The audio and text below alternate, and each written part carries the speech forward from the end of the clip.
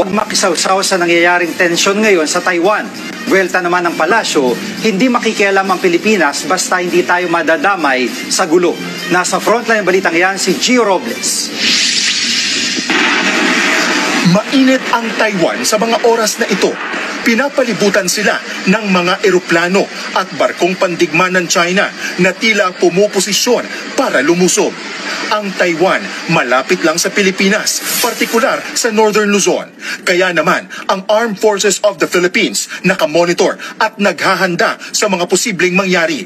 Start planning for actions in case there is an invasion of Taiwan. If something happens to Taiwan, inevitably, we will be involved.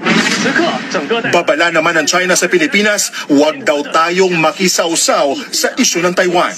Tila nagbabanta pa ang tono ng China sa pagsasabing ang sinumang nakikipaglaro sa apoy ay masusunog.